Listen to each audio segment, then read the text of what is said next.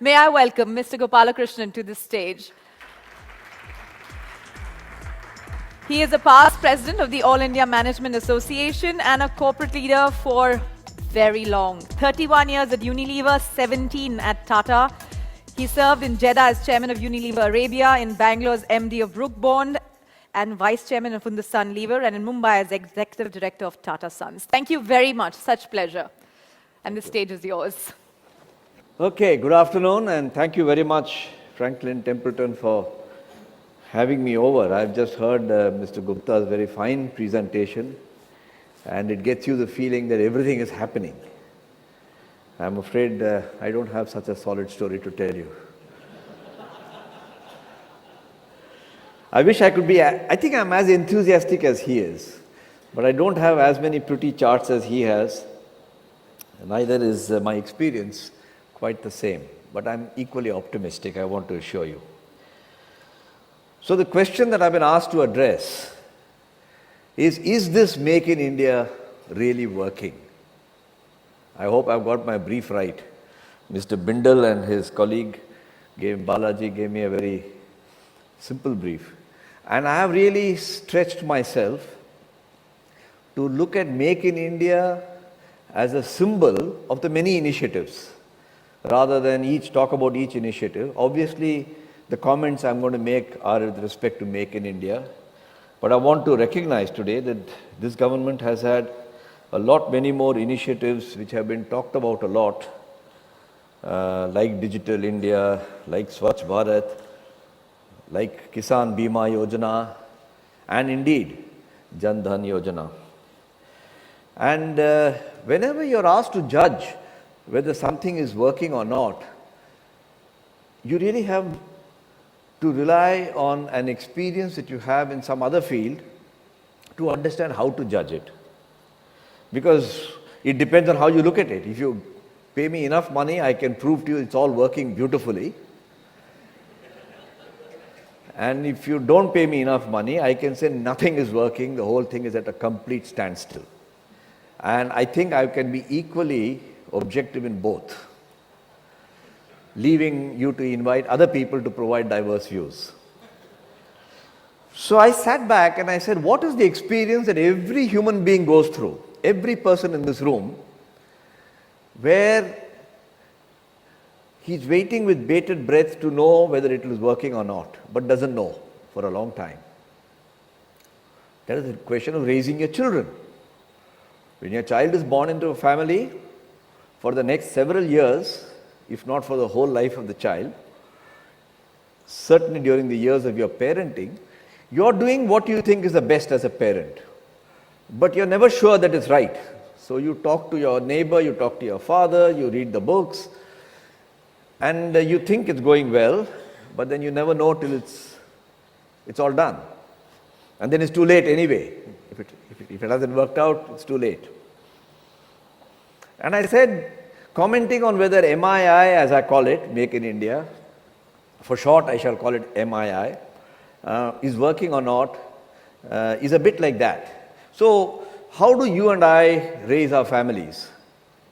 We look for certain markers and accept that none of those markers is definite proof, but if all of them get a little bit of a green light, we are probably on the right track. And there is no perfect way to raise your kids, so each one does it to the best of his or her ability. So what do you look for? You say, is the child's development and behavior in line with what your expectations are? With the law of averages, a child is supposed to walk at the age of 2. Or if your child doesn't walk at 2, you start getting worried, you ask a pediatrician. Are the learning reflexes coming along well? Is the child speaking at the right time? Is the child comprehending the placement of alphabets? Who are the friends of the child as the child grows up a bit more? And what do the friends speak with each other? It's another thing parents look for. And of course, parents don't look at this last one very carefully, but I think it's very important in the context of the MII. When I stretch my metaphor, you'll see what I mean. Are we as parents giving good role models for our children? And very often parents realize it's too late. They said, beta jhoot nahi bolte hain, but they are fibbing away on the telephone while the child is listening. Do you know that British Psychology Association has done a study which shows that husbands and wives lie to each other 3 times per day? What's he talking about digital, dash it? This is digital. And I'm talking of 3 times a day, not about big lies, like I'm having an affair with 3 different women. That's too complicated. I'm talking of harmless lies, like, I thought we're going out for dinner, I've been waiting here from 7, and he says, no, I'm just leaving the office. In reality, he has no intention of leaving for the next half an hour because he's waiting for the president to call him to his office for a meeting. So, small, harmless lies. I was thinking of you all the time during the last 4 days. Biggest lie that we all tell our wives. So, it's a very complex world when we raise our child, as seen by the child. And the parental influence is very important. So, I've taken these, and there are many more which all of us use. The point I'm trying to emphasize is in trying to study a subject like is MII working, there is no other yardstick you can use than your common sense. We should never give it up. You see, this world of judging economic policy, whether government is working, whether politics is right or wrong, is in the throes of 2 different kinds of people. I call the people who are in Mightiness and those who are in Truthiness. Now, Mightiness was an expression coined, I think, or invented by economist Paul Romer, who said everything must have a mathematical and a rational basis. So seek evidence, be thorough in the analysis that you do. And most of us are raised and trained to think that we are mathy. So people will talk of the GDP and the estimates will fall by 0.1 or 0.2, and then you start thinking how to interpret it until the Reserve Bank governor tells you don't believe all the GDP numbers anyway, because there's something wrong about the way you interpret it. Then you got the Truthiness school, which was actually developed as a response to the Mightiness school by a comedian, a television comedian called Stephen Colbert, who said, I don't understand all this Mightiness because what I see around me, to me, is the truth. And the Truthiness is different from the Mightiness. And in the MII debate, I'm caught between the Mightiness and the Truthiness. And I'm inclined to follow my instinct of the Truthiness, because I'm not sure of the Mightiness. And I've learned that all my life, that when you're in India, when the data is, latest data available is 3 years old, and that's also provisional,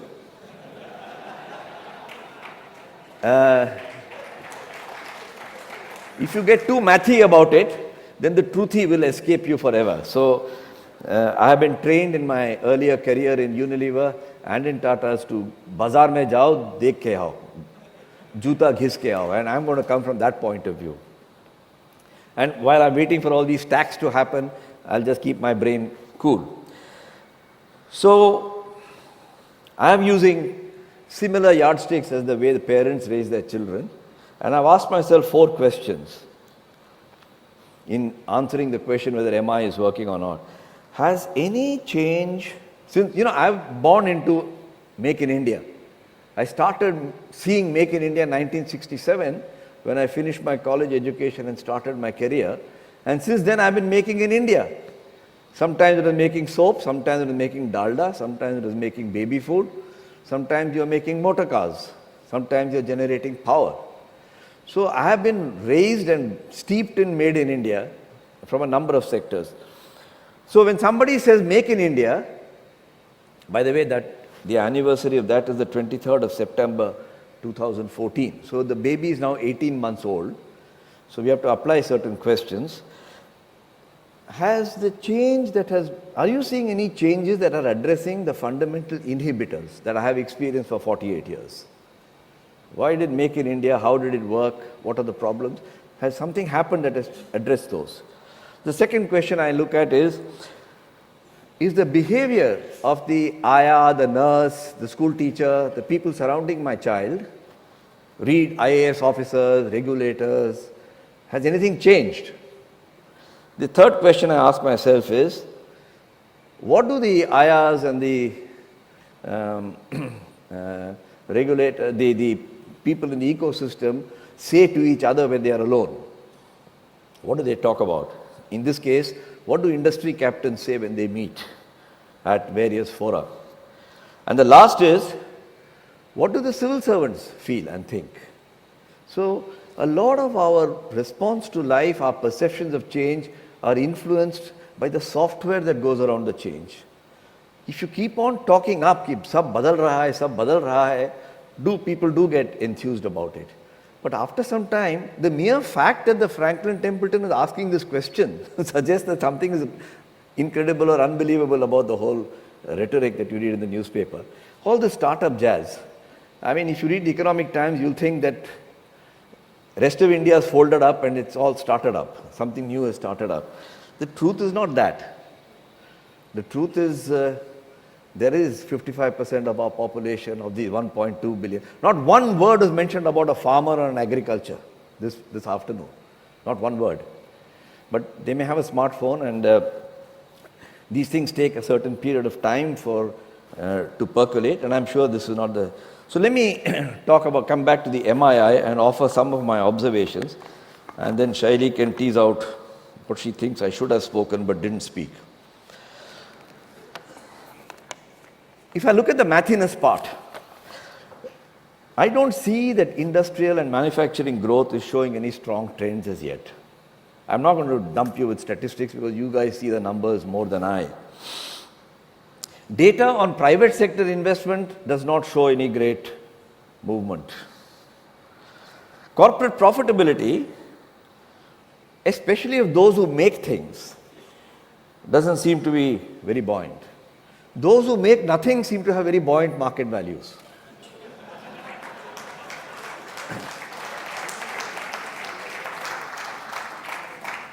I'm sure I'm old-fashioned. If I started my career in 1967, when probably many of you were not even born, I must be considered old-fashioned. But it's an issue we have to resolve, because at the end of the day, farmers have to produce, they have to dig their fingers into the soil. Food must come into your stomach. You can't eat digitally, not yet. Right? And you stop making the stacks that you make, we'll have a Swachh Bharat without the program. But we all eat and then we go and make stacks, like the one he mentioned, and you need a Swachh Bharat after that. So the first thing about the Mightiness part, to the extent there is any maths available, it isn't showing much movement so far. That doesn't mean nothing is happening. But I'm like the parent who's saying, well, my child is 3 years old, he's not yet saying Amma or Appa or whatever. So I must go to the pediatrician. The second point I want to make, you see if your child is learning and doing the right things when you show colors and shapes and sizes. Well, those grades are not coming too well either. I mean, for the last several months, years probably, banks are reported to have been in the risk zone. The number of speeches made on the risks faced by banks, the amount of newsprint consumed about the threat to the banks far exceeds the action that has followed to capitalize them or do something about it. Okay, in a large country like ours, things do take time. But some banks also never seem to learn. They seem to go to the same guy, lend him, renegotiate, take a haircut, and then lend him again. And then they come to meetings in the Prime Minister's office and say, people are not paying us. And I haven't understood, I'm not a banker, luckily I'm not from the financial sector, but why do you keep having a haircut every so often? Then you grow your hair again and having another haircut. But I do that. Every month I have a haircut. So I think bankers are also destined to have haircuts. Then you have these, what they call industry captains, my community, who celebrate 60th birthday on some coast.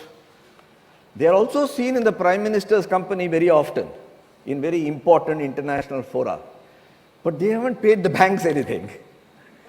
And I haven't been able to reconcile this reality. How come you owe a lot of people a lot of money, you're seen in the right circles, and you're celebrating your 60th birthday? So, if I look at the behavioral pattern of leaders, I don't see the change of Make in India. I do believe that I think in some way behavior is a precursor to the action that's going to happen, and I'm not seeing enough of it, I'm afraid. Then I ask myself the third test. Like you ask whether a child is having the right friends and the right conversations. What do corporate people talk amongst themselves when they meet? And what do civil servants talk when they meet? In the quietness of their community, in the security of their community. Well, the corporate sector guys say, कुछ हो नहीं रहे यार, लेकिन बताएं कैसे? So they do the next best thing, call the minister for a presentation. And in the speech that the minister or the civil servant makes, he will list all the initiatives that have been taken, and it comes at such a flood and a speed that the guy backs off. The odd corporate captain who does not back off then gets blacklisted. And we have such people around.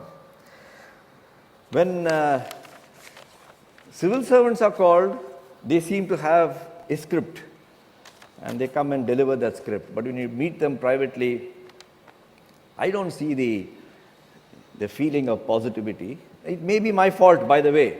There's a diversity of opinion, and I don't want to appear too negative. I have always been faulted for being too optimistic. But I'm trying to answer the question as honestly as I can, and I'm giving you my personal views, if I may add. These are not Tata views, so please don't sort of say Tatas feel this. It's Gopalakrishnan who feels this. So I'm looking for the rhetoric and the passion to translate. It is called potential energy in physics, but I must see a little bit more kinetic energy.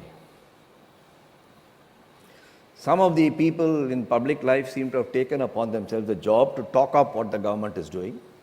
And I listen to them with deep respect because, and I'm not saying this cynically, I do believe that these things take time. And I am an optimist who believes they will work in due course. But that is not the question asked to me. The question asked to me is, do you find signs of it today? And I'm answering that as honestly and candidly as I can. Is there a perceptible difference in the behavior of our officers? Do you suddenly find that you're welcome? People are really making things easy for you to do Make in India. There's an absolute fear atmosphere of CVC, CBI and other three-letter alphabets that seems to have surrounded people. I don't see that people are willing to. What is a bureaucrat's training? A bureaucrat is trained to make rules and to follow rules. He is not trained to be entrepreneurial or taking risks. In fact, he is trained to be the opposite, not to take risks. The Make in India kind of program requires a guy to be entrepreneurial and take risks. I agree that that is the job of the private sector and the business community. However, having said that, is the bureaucracy or the ministry being more aggressive in taking a view, in attracting more investments? I don't think so. Unless you're a foreigner.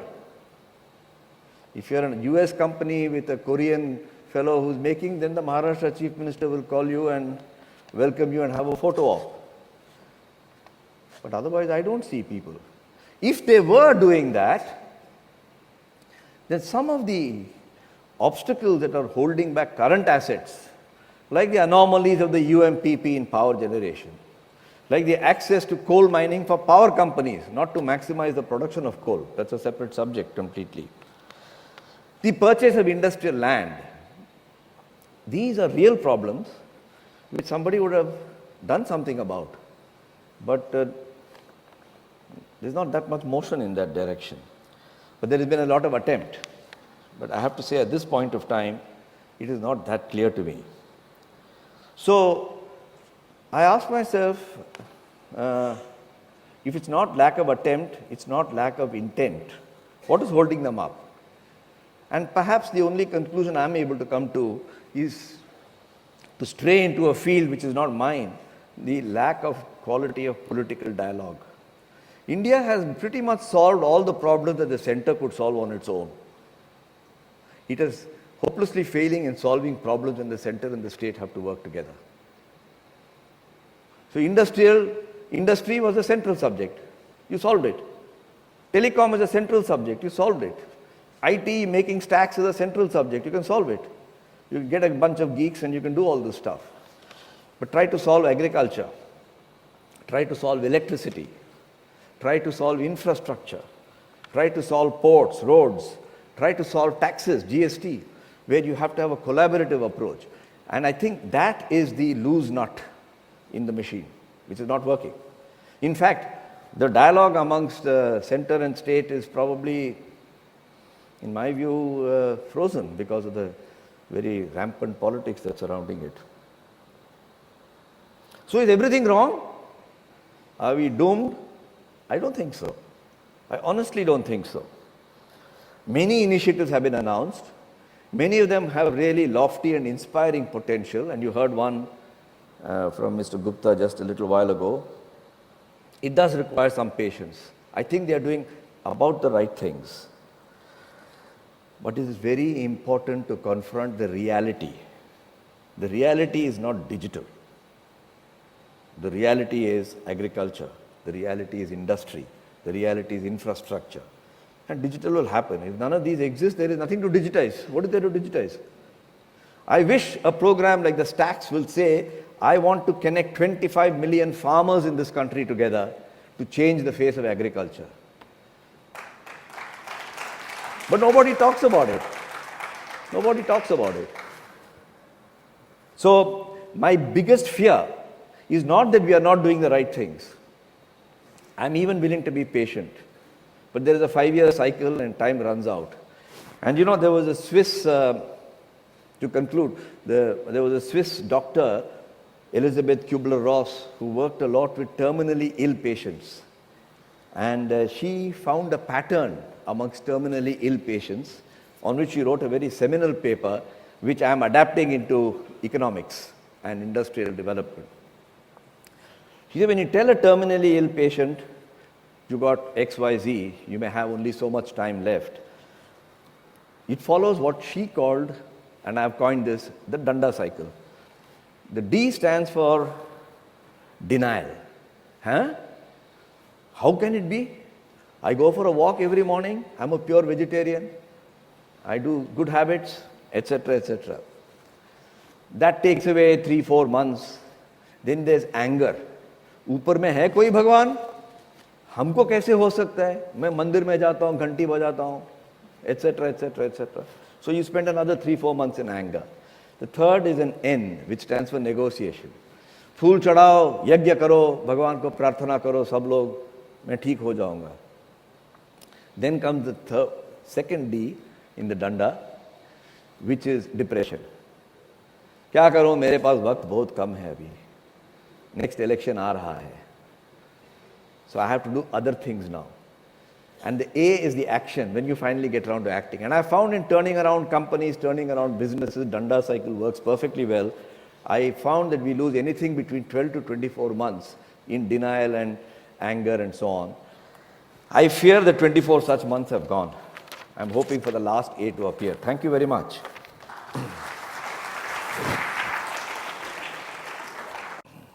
Thanks very much, Mr. Gopalakrishnan. I saw you did take a few digs at the startup world. I wanted to ask you, really, by actually putting the focus on the digital era, because that's inevitable, do you think that digital could actually spur what is being talked about as the fourth industrial revolution? Davos was talking about it. There was again talk that it's not just a valuation story, they're significantly changing from efficiencies to actually on-ground, on-shop floor transformation. How do you think the two can come together, if you believe so? No, it has to come together because they're living on the same planet. So it's not sort of something out from... Before I comment on whether it's the fourth industrial revolution, we have to get the first three industrial revolutions sorted out. In the Indian context? In our context. Your question is relating to India, not globally. And the fourth industrial revolution paper in Davos was written in a global context, which I respect. Yeah. I think the challenge that we have here is not that digital is irrelevant or that smartphones are not penetrating. Those are all realities. Neither is the issue whether those are going to have a huge impact. They do. They will have a big impact. There's no doubt about that. After all, we all have quoted the example of the phoolwala or the panwala who's using a cell phone to deliver orders. So we all know that stuff. I think the real issue for me is the time for diffusion. These things will happen, they will happen dramatically. But unless there are physical infrastructure, goods and services start to move, and we are not yet an advanced economy where just digital will. Digital disrupts. What does disruption do? Disruption helps you to slice through inefficiencies. But if the fruit itself is not there, then what do you slice through? So I think we need to be a country, a nation, an economy that's producing a lot more for 1.2 billion people. Yeah. Why should we have 33% more land under agricultural cultivation compared to China and produced 30% less food? Why? Yeah, we're importing. If you think pulses. digitally you'll produce more oranges and pomegranates, well, good luck. I have not found a figure. Digitally you could do it. Yeah, no, that point is taken, and I think, I mean, at some various levels, it's also a fundamental argument. But that said, the point is that we keep talking about make in India, right? Why is it that we have not been able to live up to it? You reflected on some of the challenges, the current scenario, but there must be something that's stopping us from making in India. If we have a demand, if we have a population, this shouldn't have been the case today. But obviously there is a supply-demand mismatch and probably even a process-demand mismatch. You know, I can only offer a point of view. In our mental system, and your mental system and your perceptions influence a lot of your actions. We all know this. If I think that caste is a good thing, then I will follow this for the rest of my life. You know, who should my daughter should marry, whom my son should marry. In the same way, when India became independent, making things was not considered a good thing. It is the third level in the, you have to be thinkers first and warriors second. And I think, I don't have to go into the economic development of this country, the people here know this very well. Making India was considered to be a consequence of a planning process that forecasted demand. And so we had whatever we had, and we know that. Preventing people from getting on and doing things, suing people who exceeded their license capacity, that's where we have come from. Yeah. I think in some cases well deserved, by the way. I mean, because of the more you tie up a child, the more he will try to escape from that. And so we got into that syndrome. I think it will take us some time to get out of it. Yeah. Okay, no, so when I ask you about Make in India, I want to sort of extract a bit of the experience that you had with, let's say, the Tata group, right? I mean, there are several aspects of the group that was truly has been in production of physical goods and service, goods.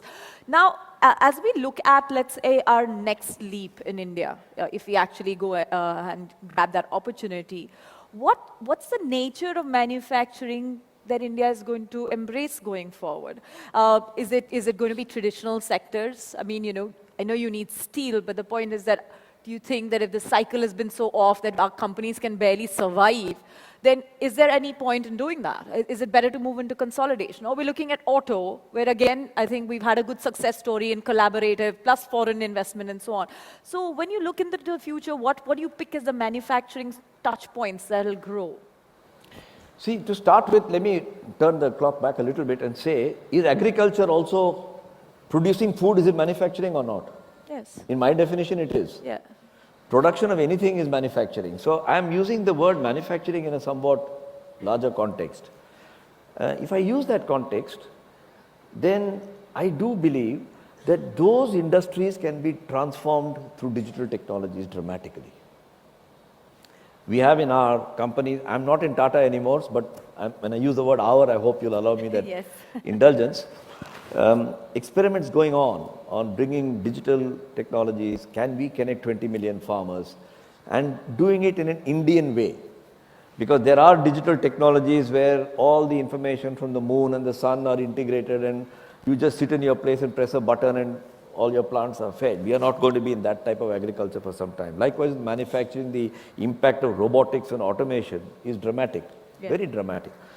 I think we need to bring those technologies, but we have to balance it with the fact that we have to generate a job for these guys.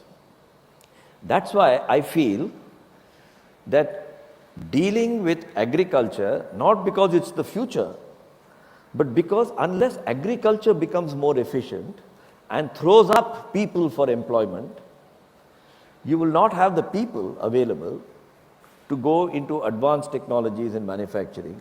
So we need to have excellence in production through the chain. And the services sector, the stacks and so on can come at the end of this.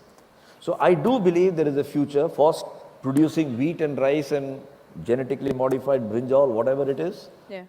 As much as, and those can be pretty advanced technologies, as much as there is a need to produce steel and cars and soda ash and garments, as much as there is, I don't think any nation in this world has the skill base, the hunger for progress, and the opportunity that India has. Right. That's always been the case, right? That's It's just always that we been just the don't case. end up getting on to doing the job. Okay, let me ask you, from a policy front, what would be the three elements that could catapult the Make in India from being a fancy slogan by the lion to something that's happening more aggressively? You know, I honestly feel that, and I've had an occasion to say this at very senior political leadership as a point of view. I'm not saying they all accepted it, but I had a chance to participate.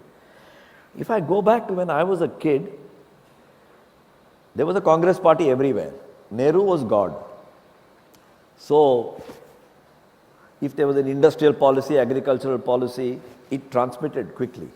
What has happened in the last 50, 60, 70 years is the politics has fragmented and the economic authorities have fragmented.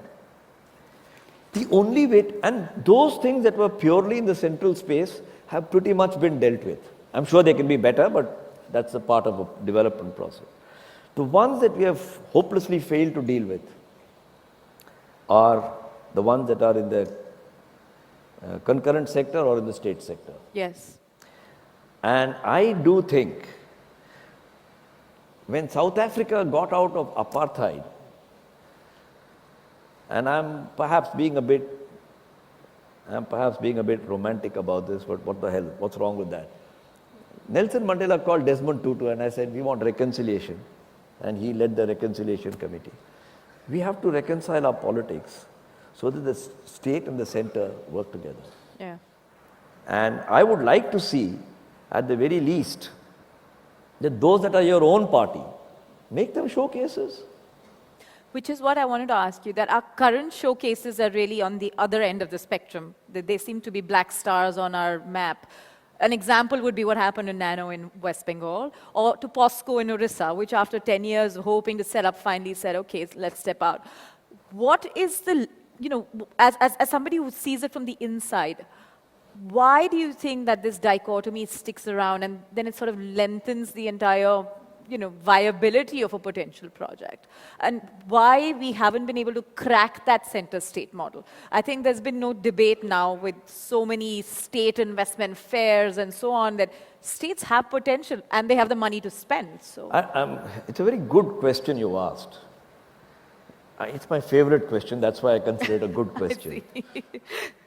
But let me answer this.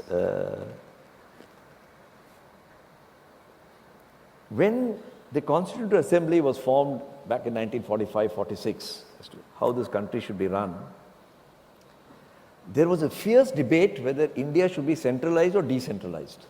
And of course, there are shades in between. People like Rajaji and K. Santhanam were very much in favor of decentralization. There were other people who were very much in favor of centralization, on the grounds that there are absolute crooks in the states. So there was a healthy disrespect of local politics in the center and conversely, which is reflected today in some of the dialogues that are happening. But when Rajiv became Prime Minister, Rajiv Gandhi, he forced the Panchayati Raj to be 72nd and 73rd Amendment to the Constitution, where he said you have to devolve power.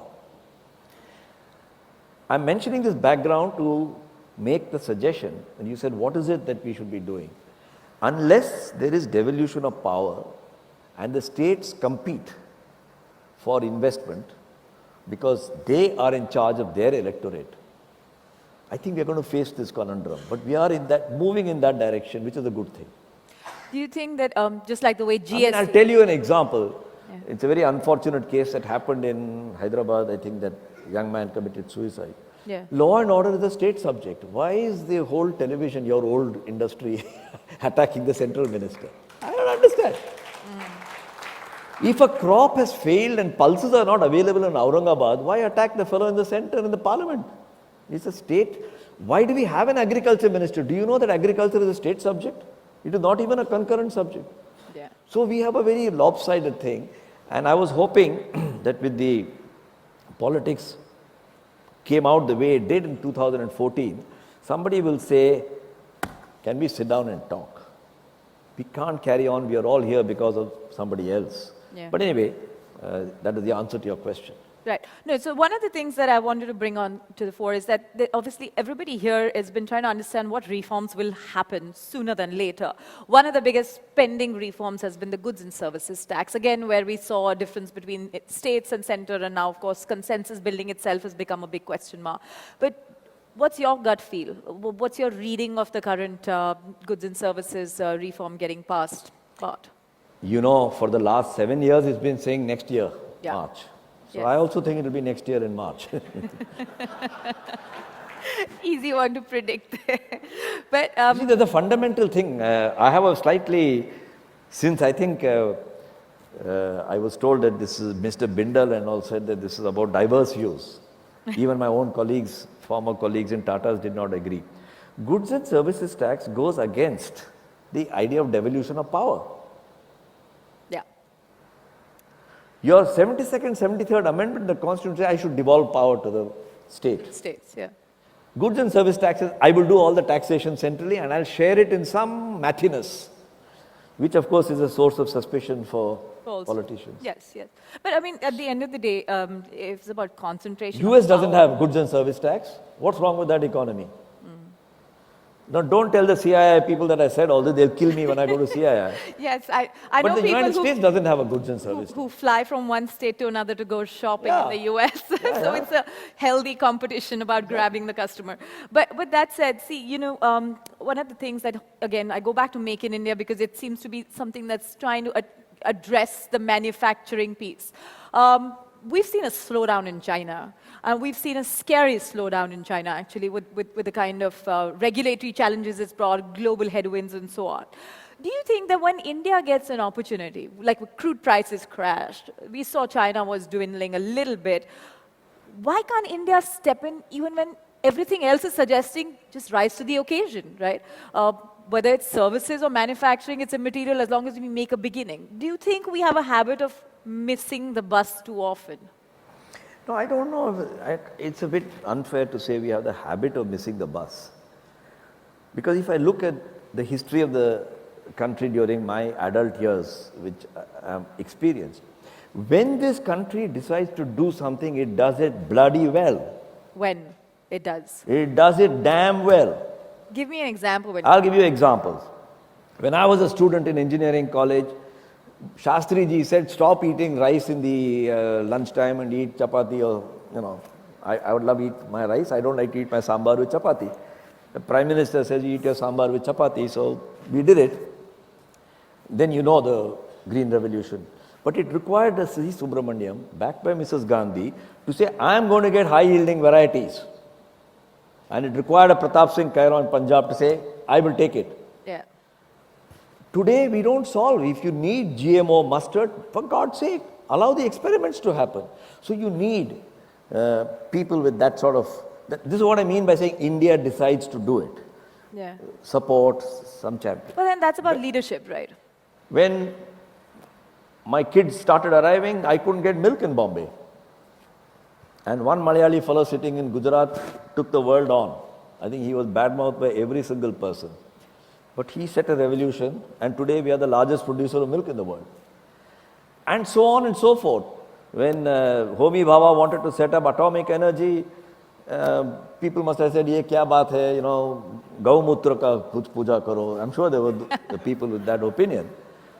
Today, I'm told our space technologists are able to, that's why they're able to put Chandrayaan out for 10% of the cost of an equivalent Mars satellite from somewhere else. Right. So this country has to decide to do it, and it will do it.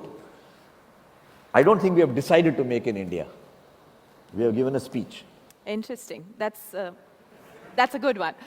Very good one. But you just said in your... We have decided to make a stack, because that's easy. Nobody understands what's a stack. I mean, even these smart guys have to be told what's a stack. It takes 45 minutes to explain to them.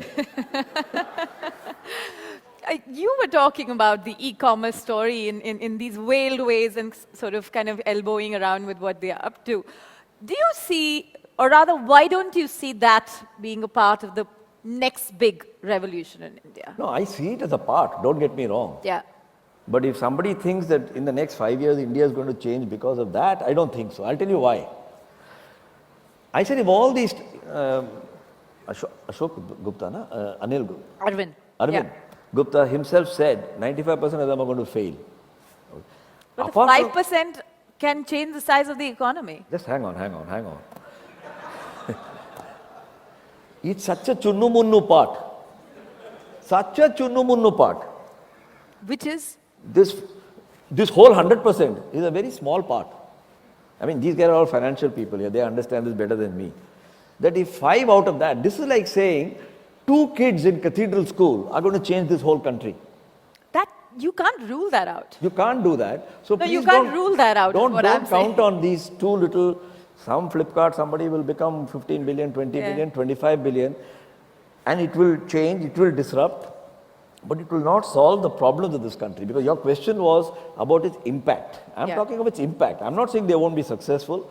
I'm not saying they will not have high Why don't you look at them as job creators? I do look upon them as job creators, but I don't see them employing 100 million people. Whatever they do. He just told you now, WhatsApp employs 60 guys and has a value. Come on.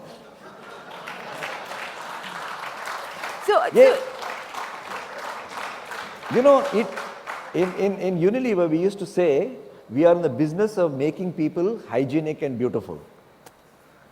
But you don't go into the village and in those days, you sold them talcum powder, but not mascara. So this is all mascara. But now you do that, even in the villages. This is 50 years later. 50 years later. No, but you know, so my question is... I honestly think we are in danger of not confronting reality by thinking digital is going to solve our problems. I think it's an enabler, and maybe... It's an enabler, no question. Fair. That said, No but question. let's put the onus then on the old economy, right? You look at steel, I think they've been waiting for a cycle, just like GST, every March something will change. It hasn't happened for 8 years. Interest rates are not yet low enough to spur auto once again in a big way, although the sector's been all right. I mean, we have diesel challenges and other such issues that will mar that sector. If you look at any core sector today, where are they creating the jobs? Even they're not contributing at this point. So the question is that, yes, we are somewhat saying that digital may not have the answer, but tell me how the old economy is going to do anything at all in the next coming years. The oldest economy is what? You'll go back to agriculture. I go back, yes, you seem a bit tired of my doing so. See, you know, that from an employment standpoint, that isn't India's answer. That is? That is not India's answer for employment, right? When you say that, what do you mean? I mean that can't become the job creator, the biggest job creator after a point. No, you have to get people out of agriculture. Exactly. No? So that's what I'm saying. Where will they go if old economy is not growing? We've had not even 1% profit growth in the last 2 years for top 500 companies. That means there is an issue with respect to investment as well as revenue growth. Agriculture is like an amplifier in a music system. If you bring efficiency in agriculture, I think it has a knock-on effect, which is fantastic. That has been shown because of the secondary sector, tertiary sector, etc., etc. And my view is that the moment you define this country's objective as to become more efficient, to be disruptive, whether it is with digital or non-digital, then please disrupt agriculture, please disrupt manufacturing. Don't disrupt things that don't exist. And how? By reform. I mean, there are enough papers written on how to do these things. Yeah. But somebody has to decide to do it. And what? Have you heard one initiative in the last 18 months about agriculture? One. Tell me one. Jan Dhan, you may argue, is to do with agriculture. Well, it's to do with a lot of people, so you can include agriculture. Swachh Bharat, you may say, is to do with rural people, though the capacity of urban people to contribute to the problem is not much higher, maybe. Yes, yeah. But I would like to say, I would love to hear a statement saying, I want to make in India, including food.